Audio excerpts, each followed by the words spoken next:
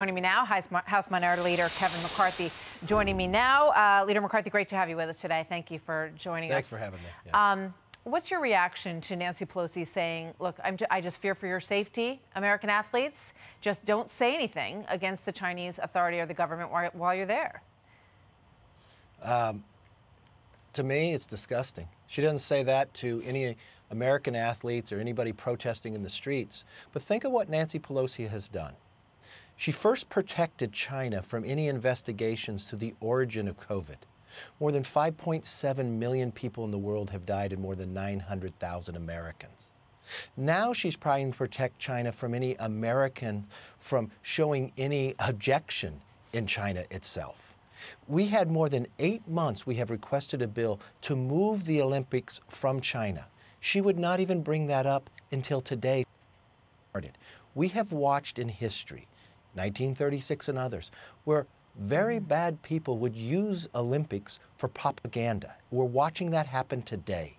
Why wouldn't the leader inside Congress, the speaker, stand up against China, knowing the millions they have already killed, knowing what is going on in slave labor camps in China?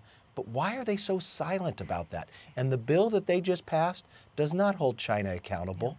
It actually provides American taxpayer money to go to China. It's pretty amazing that in that bill, they say the IOC should immediately rebid the 2022 Winter Olympics Games to be hosted by a country that recognizes and respects human rights. Well, it's a little late. They just did the opening ceremony this morning, so I can't figure out why it would take them that long to come to that. I also am sort of struck by the fact that we don't hear anything from the president or the leadership in this country saying, look, we stand by free speech. Our athletes are welcome to their opinions, their discussion. We expect them to be respectful, of course, on the world stage, but still, we're not going to muzzle them. And if you do, you're going to hear from us. You're talking about the leader of the free world, the president, and the speaker. Why wouldn't they stand up for the freedoms? Why wouldn't they encourage individuals to show what America stands for instead of bowing a knee to China? I mean, the idea that we didn't stand sooner to take this Olympics away. The rest of the world should not be rewarding China with what just happened in COVID. We should know the origins of where it took place. It is shocking that they're asking for them to be moved. And, you've said that. Tom Cotton has said that. They didn't say anything. So now you're all on the same page that the Olympics should be moved, except that now it's way too late. So it really doesn't make any sense. To the day of. This is Joy Reid. It's interesting with all of the approval numbers for the president that have been so weak lately. There are some who are arguing that on foreign policy, the president is actually pretty strong. Here's what she said. This is a guy who's got a core competency at some very specific things, particularly on foreign policy. And I think he's demonstrating that. And being willing and sort of understanding Putin and dealing with him in a way that does seem to be backing Putin down. Does it seem like Putin is backing down at this point? And what do you think might have prompted that comment? What signs is she seeing, do you think? Well, let's just look at the facts. In the short time period he's been president, he's had to evacuate Americans from 2 countries. North Korea is now testing missiles.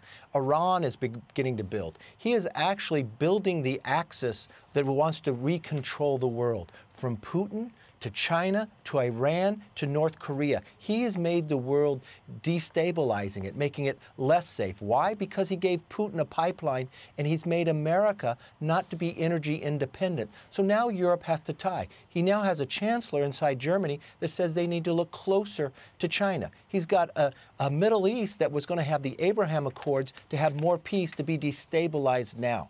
It's just like Secretary Gates said, for the last 40 years, every foreign policy decision by President Biden, be it senator or vice president, has been wrong.